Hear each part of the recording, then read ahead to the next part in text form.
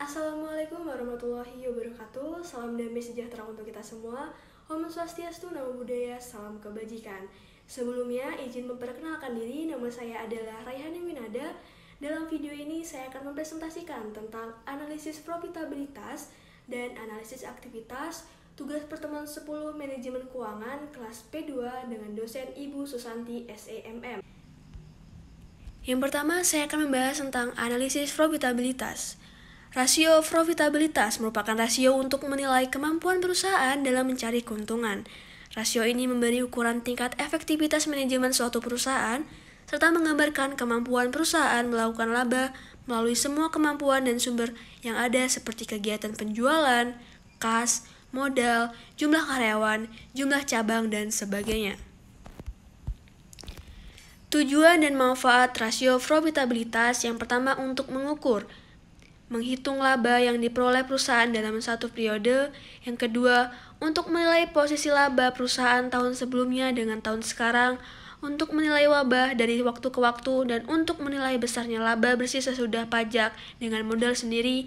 Dan yang keempat, untuk mengukur produktivitas seluruh dana perusahaan yang digunakan, baik modal pinjaman maupun modal sendiri.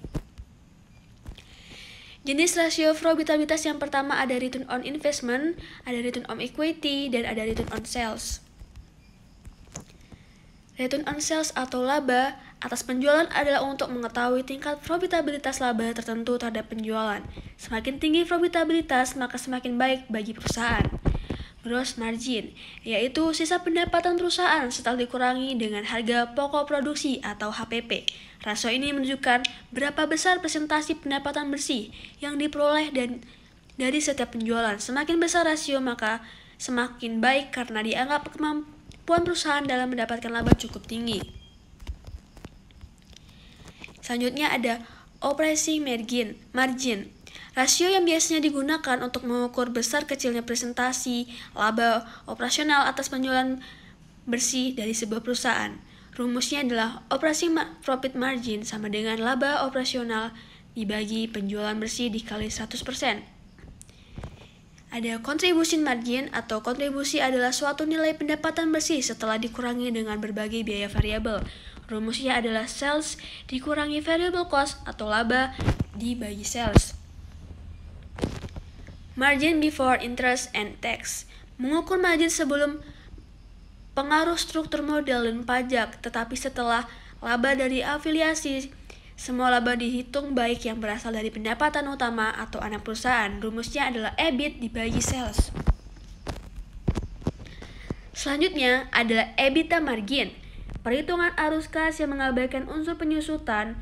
Berapapun umur aset tidak akan mempengaruhi EBITDA. Biasanya dikaitkan dengan urusan utang baik bunganya saja maupun bunga dengan pokoknya. Rumusnya EBITDA dibagi sales. Selanjutnya ada pre-tax margin. Pre-tax margin merupakan perbandingan antara laba bersih sebelum pajak terhadap penjualan dengan rumus pre-tax margin EBIT dibagi sales, dan ada effective tax rates yaitu income tax expense dibagi EBIT. Selanjutnya ada profit margin, mengukur kemampuan perusahaan dalam rangka memberikan return kepada pemegang saham. Rumusnya net income atau EAT dibagi sales. Selanjutnya ada rasio aktivitas. Rasio aktivitas merupakan rasio yang digunakan untuk mengukur efektivitas perusahaan dalam menggunakan aktiva yang dimiliki atau rasio yang digunakan untuk mengukur tingkat efisiensi. Tujuan dan manfaat rasio aktivitas yang pertama untuk mengukur berapa lama penagihan piutang selama satu periode. Yang kedua, menghitung rata-rata penagihan piutang di mana hasil perhitungan ini menunjukkan jumlah hari piutang tersebut dapat ditagih. Yang ketiga, menghitung berapa hari rata-rata persediaan tersimpan dalam gudang. Yang keempat, mengukur berapa kali dana yang ditanamkan dalam modal kerja berputar dalam satu periode atau berapa penjualan yang dapat dicapai oleh setiap modal kerja yang digunakan.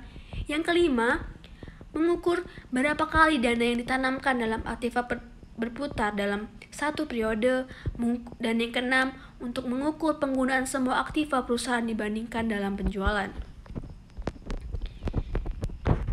Jenis-jenis rasio aktiva ada 6. Yang pertama ada rasio perputaran piutang, yang kedua ada rasio perputaran persediaan, yang ketiga ada rasio perputaran modal kerja, yang keempat hari rata-rata penagihan persediaan, yang kelima rasio hari rata-rata penagihan piutang, dan yang terakhir adalah rasio perputaran aktiva. Rasio perputaran piutang adalah perputaran piutang merupakan rasio yang digunakan untuk mengukur berapa lama penagihan piutang selama satu periode atau berapa kali dana yang ditanamkan dalam piutang tersebut. Semakin tinggi rasio menunjukkan bahwa modal kerja yang ditanamkan dalam piutang semakin rendah dengan rumus receivable turnover dibagi penjualan, kredit dibagi piutang. Rumus receivable turnover in days, piutang dikali jumlah hari dalam setahun dibagi penjualan kredit setahun. Rasio perputaran persediaan. Perputaran persediaan merupakan rasio yang digunakan untuk mengukur berapa kali dana yang ditanamkan dalam persediaan inventory berputar dalam satu periode, atau rasio yang menunjukkan berapa kali jumlah persediaan diganti dalam satu tahun. Semakin kecil rasio ini semakin tidak baik, begitu juga sebaliknya. Rumus inventory turnover adalah penjualan dibagi persediaan. Selanjutnya ada rata-rata persediaan tersimpan. Perhitungan yang digunakan oleh bisnis untuk memperkirakan berapa banyak persediaan yang biasanya mereka miliki selama periode waktu tertentu. Rumus inventory turnover atau in days, rata-rata persediaan dikali jumlah hari dalam setahun dibagi HPP. Selanjutnya adalah perputaran modal kerja. Perputaran modal kerja merupakan salah satu rasio untuk mengukur atau menilai keefektivitasan modal ketika perusahaan selama periode tertentu. Artinya, berapa banyak modal kerja berputar selama suatu periode atau satu periode. Dengan rumus perputaran modal kerja, yaitu penjualan bersih dibagi modal kerja. Dan yang terakhir adalah fixed asset turnover, yaitu rasio yang digunakan untuk mengukur berapa kali dana yang ditanamkan dalam aset tetap berputar dalam satu periode, atau untuk mengukur apakah perusahaan sudah menggunakan kapasitas aktiva tetap sepenuhnya atau belum, dengan rumus penjualan atau sales dibagi total aktiva tetap. Demikianlah tugas presentasi manajemen keuangan. Semoga video ini dapat bermanfaat bagi yang menonton. Saya akhiri. Wabillahi taufiq wal hidayah. Wassalamualaikum warahmatullahi wabarakatuh.